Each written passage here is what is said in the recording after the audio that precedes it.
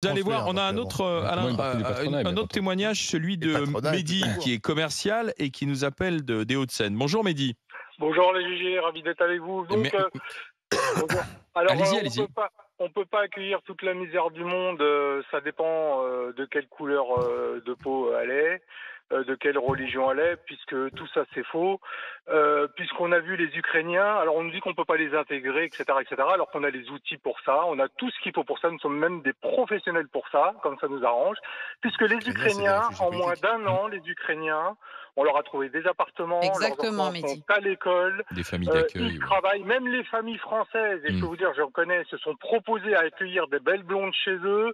Ça, c'est mais il a raison, Mehdi. Total. Alors qu'on nous dise pas qu'on n'arrive pas à les intégrer, ça dépend de la couleur de peau, de la religion, et quand ils ont la bonne couleur de peau et la bonne religion, on sait très bien les intégrer, très très bien. En moins d'1 an, les Ukrainiens ont parfaitement intégré notre pays avec tout ce qu'il faut, tous les outils qu'il faut.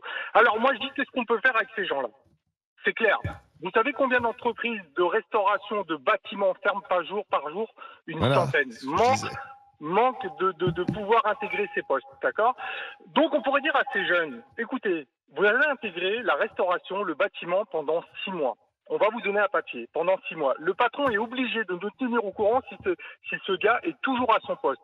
S'il a le malheur de partir de son poste, on s'occupe de lui, on le renvoie d'où qu'il est. S'il arrive à tenir 10 ans, 10 ans dans ce poste-là, tout en ayant pointé à la police, au bout de 10 ans, on peut lui donner une chance d'avoir. Mais c'est ce qui se passe déjà. Non, mais Mehdi, on veut pas les intégrer, ils sont noirs, ils sont musulmans. Non, Mehdi, c'est pas vrai. Il y a plein de patrons, Non, Mehdi.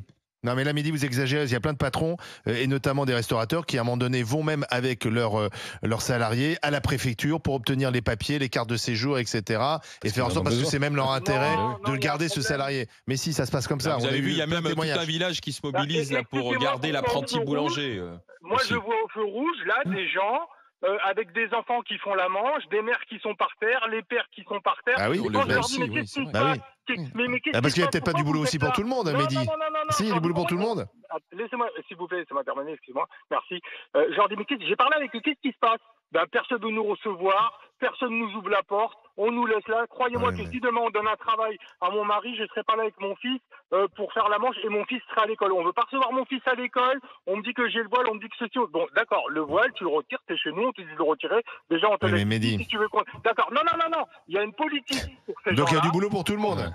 Non, attendez Mehdi, parce que Jean-Baptiste Djebbari, pour répondre à ce que dit Mehdi. Non mais j'entends ce que dit Mehdi, mais je pense qu'on confond un peu tout. Quand on a un conflit en Ukraine avec l'exode de réfugiés politiques, il fallait voir comment ça se passait. D'ailleurs, ce sont des femmes qu'on a accueillies parce que c'était des femmes, des vieilles femmes en l'occurrence, en général, ou des femmes avec leurs enfants. Il y a eu des familles aussi. Des familles qui... les hommes étaient mobilisables. Les hommes jusqu'à 60 ans restaient là-bas. Donc là, on parlait de familles qui partaient, les vieilles femmes qui ne reviendraient plus jamais en Ukraine, et qui sont accueillis simplement parce que leur vie est en danger. Le Maroc, le Maghreb, on a des régimes politiques qui sont à peu près stables, chacun jugera, mais à peu près stables, et qu'on organise l'immigration économique, c'est tout à fait souhaitable, c'est autre chose, mais ça n'a rien à voir avec un pays en guerre pour laquelle la vie des gens sont en danger. Donc de bien accueillir. Comme le Soudan, et d'ailleurs, quand on doit faire preuve de solidarité à l'égard du Maroc, par exemple, au moment du séisme, alors chacun jugera de la façon dont ça a été fait, mais en fait, la France fait œuvre de solidarité, propose d'aller aider, d'envoyer des ONG, de financer pour le Maroc et dit qu'il n'en voulait pas. C'est autre chose. Mais on ne peut pas dire qu'il n'y a pas de solidarité. D'accord, mais tu peux pas nier. La France est un pays solidaire en général, avec ceux qui sont en difficulté en général. Mais tu peux pas nier que le message qui a été envoyé, qui était unanime au moment du départ de certaines personnes d'Ukraine, d'ailleurs dont une partie sont retournées, donc il y avait quand même un discours qui était étonnamment tout d'un coup très ouvert.